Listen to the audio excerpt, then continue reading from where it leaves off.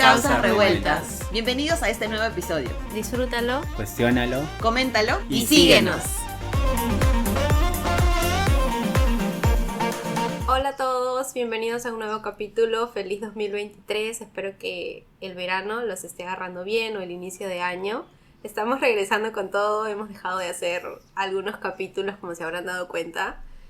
Y bueno, nos ha servido este tiempo, creo yo, chicos, para hacer tipo un análisis interno, venir con nuevas temáticas, y tenemos un año lleno de actividades, así que venimos para quedarnos. Y bueno, estamos nuevamente. Yo soy Dorothy. Karen. Yo soy Paul.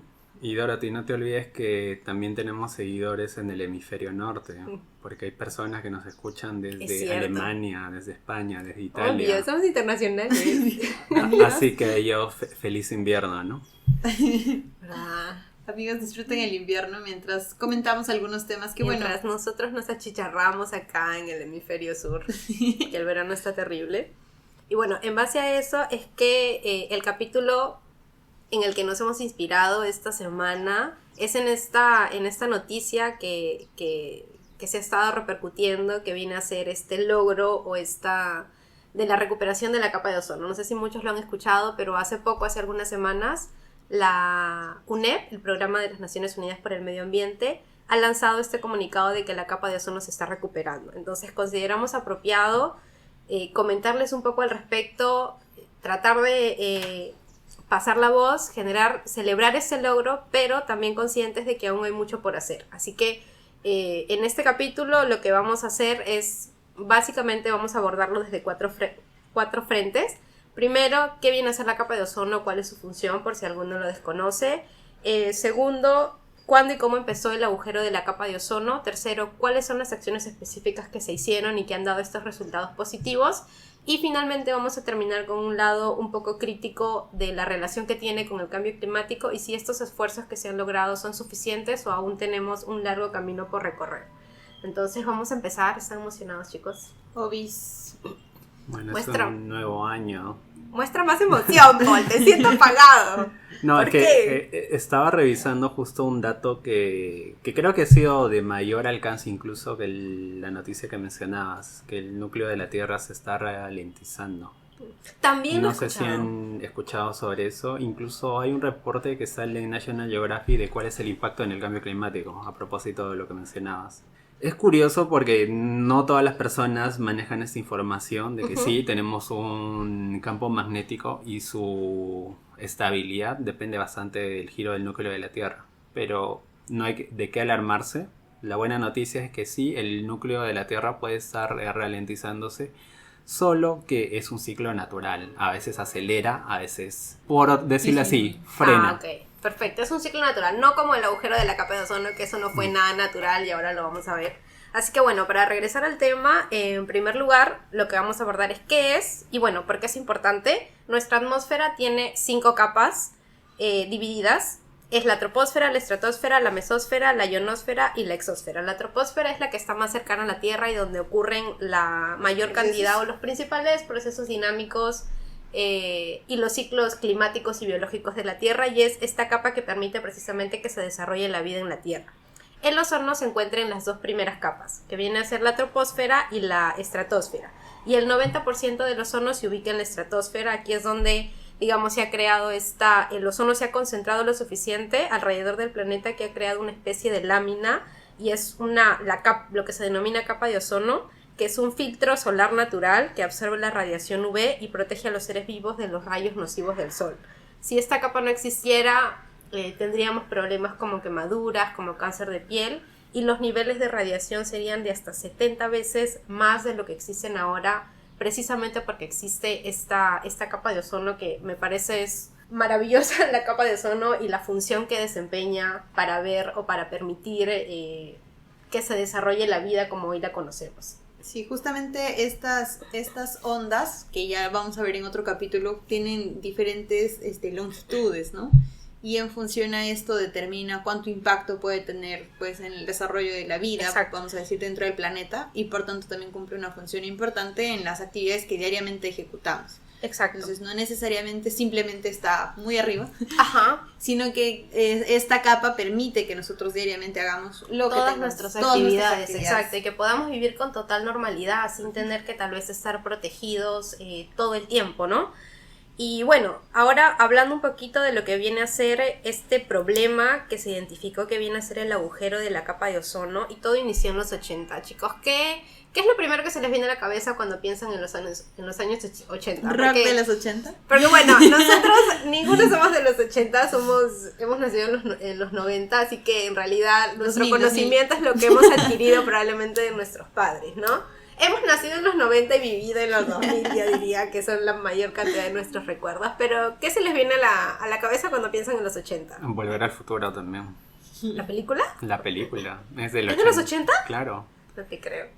Yo asocio la música disco. ¿Estoy en lo correcto?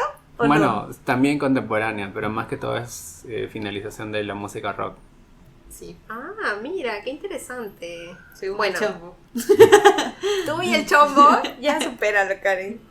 Bueno, la cosa es que en 1985 los científicos identificaron que había un agujero en la capa de ozono. En estas evaluaciones periódicas que hacían, se percataron que había un fenómeno, porque analizaron data histórica, se percataron que había un fenómeno que se repetía anualmente y que se exacerbaba entre agosto y octubre, y que estaba generando la disminución exponencial de lo que viene a ser la capa de ozono, y que este agujero se había concentrado en lo que viene a ser la parte de la Antártica del planeta, y ya habían identificado que para 1985 40% de la capa de ozono en este lugar específico en la Antártica había desaparecido, y que si los niveles o si se continuaba el mismo patrón, para el 2050 probablemente la capa de ozono iba a desaparecer como hoy la conocíamos, y íbamos a terminar todas las personas totalmente expuestos.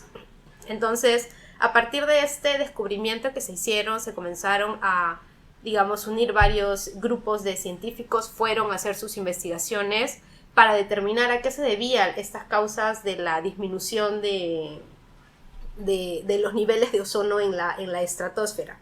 Y todos los análisis, tanto aéreos como terrestres, de equipos, etcétera, llegaron a la misma conclusión: emisiones humanas, específicamente un tipo de compuesto que vienen a ser los clorofluorocarbonos, que eran los que en 1985, sí mencioné, 40% ya se había reducido. En 1987, que estos han durado como unos 2 años de análisis, ya se había reducido en 50%. Entonces, ¿qué saben o a qué relacionan los clorofluorocarbonos? Pero creo que todos en algún momento los hemos escuchado. A veces no sabemos de qué derivan específicamente, pero creo que sí hemos escuchado de los clorofluorocarbonos, ¿cierto? Claro, es importante señalar también que el ozono en sí es vamos a decir, se compone, ¿no?, de 3 oxígenos. Entonces, exacto, los daños que se generan a esta capa, al ser una capa de protección de radiación, pues tienen que ser de composición química para que también el comportamiento de estos oxígenos varíe, y es por eso es que vienen generándose estos agujeros. Entonces, en las investigaciones se encuentran estos fluorocarbonos, los CFCs, ¿no? Y encontramos pues que van a venir de diferentes actividades que son predominantes de repente de actividades como refrigerantes, exacto, ¿no?, aerosoles y también de la muy usada a veces en lugares donde las temperaturas son muy variadas, que son los sistemas de ventilación, también sistemas de aire acondicionado. Exacto, sí. Entonces, de repente es una práctica que en Perú no usamos tanto masivamente. Bueno, ya no se usan clorofluorocarbonos a raíz de este problema que hubo en el 85-87. A raíz de eso ya, digamos, se prohibió el uso. Pero me gustaría un poco explicarles cómo es que este compuesto, este CFC, daña y rompe esos enlaces, y voy a tratar de explicarlo de una manera bastante simple. Sí, entonces, y antes que continúes, bueno, para el que sea más curioso, Protocolo de Montreal. Sí, eso 87. También lo vamos a tocar después. Ajá. Ok.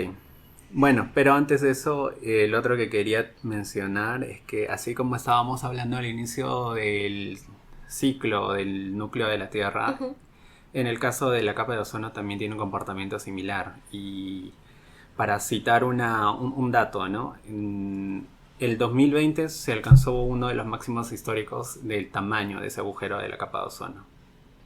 no necesariamente indica que haya retroceso, ¿no? Entonces lo importante en estos casos es que hay que analizar tendencias. Claro. Porque así como cuando ahí se tuvo el máximo, un año antes también se registró hasta ese entonces el menor tamaño histórico de ese agujero.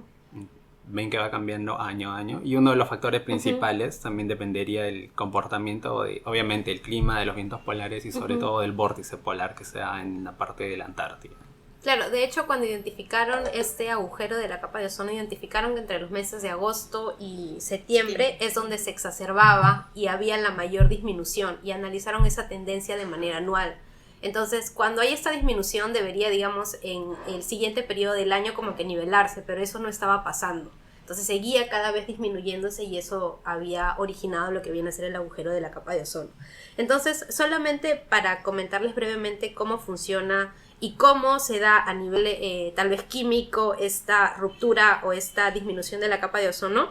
Cuando el CFC asciende, se desprende una molécula de cloro que reacciona con el ozono, que son 3 oxígenos, como ha mencionado Karen, rompiendo sus enlaces. Entonces tenemos que el cloro se une con esta molécula de oxígeno formando el monóxido de cloro y se quedan 2 moléculas de oxígeno libres, ¿no? Que es el oxígeno como lo conocemos, como compuesto químico.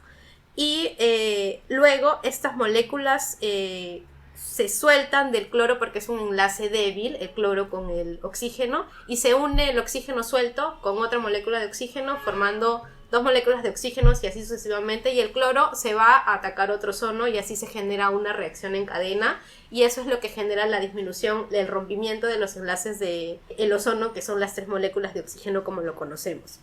Entonces, una vez que se identificó este problema, en 1987 ocurre lo que viene a ser una cumbre, una especie de cumbre. Los científicos convocan a todos los tomadores de decisiones a nivel mundial y se firma lo que viene a ser el Protocolo de Montreal, que es un acuerdo ratificado a nivel internacional. Pero antes de pasar a, digamos, a lo que conllevó y a la efectividad del Protocolo de Montreal, me gustaría comentar un concepto bien interesante que lo propone la investigadora que de hecho lideró lo que viene a ser las mediciones del agujero. Exacto, para la identificación del motivo por el que estaba disminuyendo o reduciéndose la capa de ozono. Y ella nos comenta algo bien curioso y nos dice que para enfrentar problemas ambientales, las soluciones deben de considerar lo que ella denomina las 3 P's. Primera P, debe ser personal. Es decir, en el símil de la capa de ozono es personal, ¿por qué? Porque afecta directamente a la salud. Los niveles excesivos de radiación causan cáncer a la piel, causan quemaduras. Segunda P, es perceptible, porque ya, digamos, la investigación científica le da el suficiente soporte, es irrefutable. El consenso científico se puede ver a nivel de modelamiento, etcétera, ya es irrefutable y es perceptible y se puede ver. 3, las soluciones deben de ser prácticas, y en este caso fue práctico porque la solución que se tenía que plantear era dejar de usar clorofluorocarbono y utilizar otro aditivo que no dañe la capa de ozono, pero que me permita seguir teniendo, digamos, la misma función para los compuestos en los que se utilizaban. Y todas estas P's convergen en lo que viene a ser el punto de encuentro, que viene a ser lo que unificó estas 3 soluciones, que viene a ser el público, porque primero tienes que crear conciencia ciudadana para luego generar demanda ciudadana. Y yo me atrevería a agregar que falta ahí una P, que viene a ser la de putear a todos los que se necesita putear, porque tienes que ir con quienes son los causantes del problema para que busquen la solución. A veces tendemos a, digamos, a generar este sentimiento de culpa en el consumidor, haciéndole creer que nosotros somos el problema cuando en realidad no necesariamente es así. Entonces ahí hay un trasfondo que analizar. Claro, y justo creo que es importante que justamente este protocolo de Montreal permite pues congregar, como bien señalaste, los diferentes actores, ¿no? Exacto. Sector privado, público y Exacto. científico. Y como tú bien planteaste, lo que buscaba era sustituir, porque Exacto. si bien generamos los impactos ambientales, se evalúan, y no necesariamente quiere decir que las actividades que lo generan deban de dejar de existir. Exacto. Sino que tienes que buscar soluciones para sustituir, y la propuesta era pues sustituirlos al 99%. Exacto. ¿No? Sí, entonces básicamente el factor de éxito del protocolo de Montreal es, lo primero que hizo fue validó y reconoció el problema. La capa de ozono se estaba disminuyendo por estas diversas causas, las emisiones de clorofluorocarbonos en la atmósfera. Y segundo, propuso medidas de control que fueron, digamos, acatadas a nivel mundial. Entonces, cada país lo firmó. De hecho, es el primer acuerdo internacional que ha sido ratificado a nivel mundial por todos los países del mundo. Se implementó legislación en todos los países y se hizo que se busque un sustituyente a los clorofluorocarbonos, que se limitara su acceso totalmente. Y bueno, el protocolo se firmó en 1987, pero tuvo un periodo de, digamos,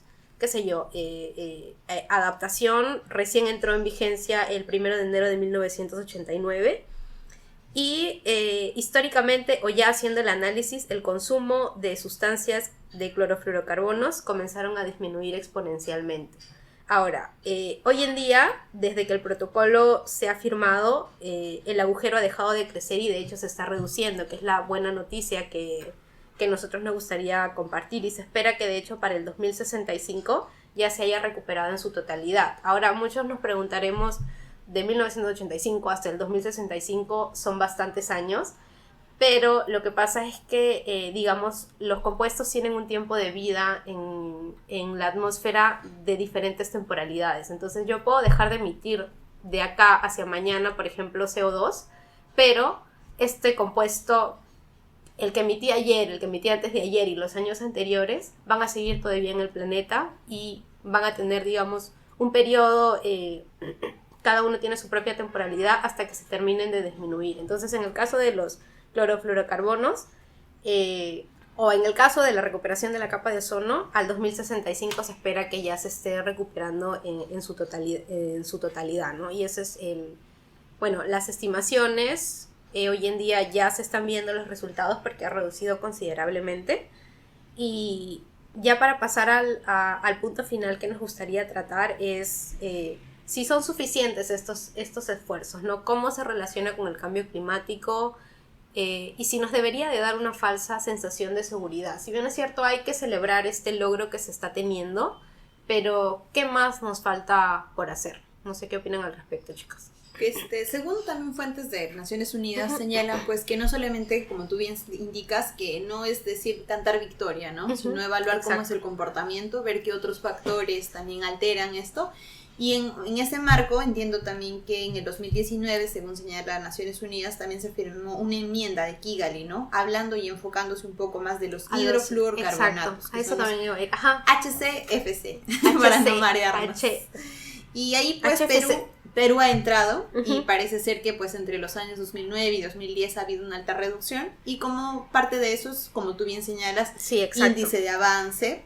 Sin embargo, no basta con eso, sino la constante introducción de los estudios, de investigaciones y a la vez también de las medidas que implementen sector público y privado van a pues permitir abordar, ¿no? Creo que la lucha en el cambio climático no es, como tú bien señalas, de un día para otro, sino toma mucho tiempo. Uno constante y de repente en muchas cosas probablemente paulatino, pero decisivo, pues, ¿no? Apuntando a metas realizables y que sean pues no idealistas, aunque lo quisiésemos, sino realizables y que tengan el compromiso de los actores claves. Sí, de hecho, justo el tema que mencionas de los hidrofluorocarbonos es justo la conexión con el cambio climático, porque se dejó de usar clorofluorocarbono, se reemplazó con otras sustancias. El hidroclorofluorocarbono no daña la capa de ozono, pero es un gas de efecto invernadero de alto potencial de calentamiento. De hecho, mucho más todavía que el CO2 y el metano, por ejemplo. Y a raíz de que se identificó este problema es que en esta adenda enmienda de Kigali se implementó ahora para reducir sus niveles, para restringir el consumo, y hoy en día ya está disminuyendo, pero como nuevamente lo mencionamos, por más que tú dejes de emitir de hoy de un día para el otro, los gases que ya están emitidos tienen su temporalidad en la atmósfera y todavía va a tomar un tiempo hasta que los niveles, digamos, o desaparezcan totalmente o se reduzcan considerablemente. Entonces, creo que es el mensaje que nos gustaría que nos gustaría mandar, y me gustaría finalizar con comentar un poco o hacer un resumen de cuáles fueron los factores de éxito de la recuperación de la capa de ozono, por qué funcionó el protocolo de Montreal y cómo podemos usarlo también como punto de partida para replicar y seguir aplicándolo en los diversos problemas, todavía retos ambientales que está generando el cambio climático. Entonces, lo que he identificado es que, al menos en el caso de éxito de la recuperación de la capa de ozono, se firmaron acuerdos globales que fueron acatados por la mayor cantidad de países. Y segundo, que esto considero que es lo más importante, lo que se hizo fue que los que estaban causando el problema fueran también los que buscaran la solución. No se hizo esta culpabilidad al consumidor y decirle no dejes de consumir o no te compres una refrigeradora porque estás contaminando el medio ambiente, estás destruyendo la capa de ozono. No, se hizo que a los productores, en vez de que usen este compuesto que estaba generando, utilicen otros métodos alternativos. La comunidad científica destinó todos los recursos para investigaciones de compuestos y aditivos que puedan, reemplazar a los clorofluorocarbonos y que sean compuestos que no dañen la capa de ozono o que no exacerben este problema. Entonces se buscó una solución a los realmente culpables más que a la población en general, pero obviamente tiene que ir acompañada, pero creo que sí es importante que todos seamos conscientes del consumo y del impacto que tienen los productos que consumimos, ¿no?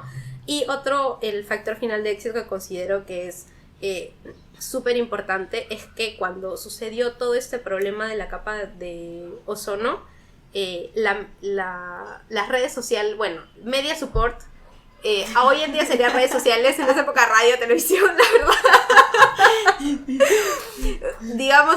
Se tuvo una campaña publicitaria masiva a nivel mundial, se introdujo en lo que viene a ser las series, películas, en todas las noticias estaban hablando de eso. Entonces eso hizo que esta información llegara a todos los rincones del planeta, y creo que es importante porque hoy en día los medios, las redes sociales tienen un impacto inmenso en todas nuestras vidas. Creo que ahora todos tenemos un celular, todos tenemos acceso a redes sociales, o al menos la mayoría de personas. Entonces, si lo usamos de manera correcta, podemos usar este medio que también es para el ocio, pero también puede ser para educarnos y para generar demanda ciudadana para los diferentes problemas que tenemos.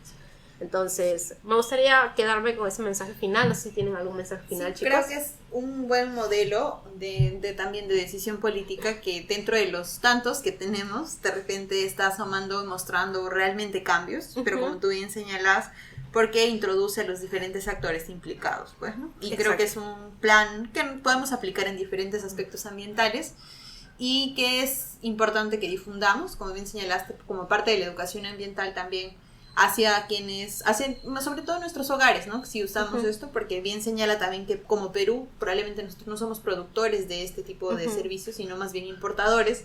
Sin embargo, eso también cuenta dentro de nuestras emisiones como consumidor directamente. Entonces, reconocer e informar. Ser conscientes de nuestro consumo, del impacto que tiene lo que consumimos, ¿no? Y quienes trabajamos en el sector, pues, responsables. Exacto. Y con quienes trabajamos en el sector ambiental, tal vez aplicarlo también como una medida de modelo a seguir en los diferentes otros aspectos que queramos abordar, ¿no? Exacto.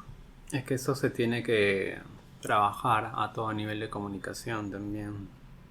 Nosotros, porque estamos metidos en ese tema, tal vez es muy familiar, pero yo invito a que todos hagan el ejercicio de preguntar simplemente a su familia cercana, saben qué es la capa de ozono, y probablemente menos de la mitad le van a contestar.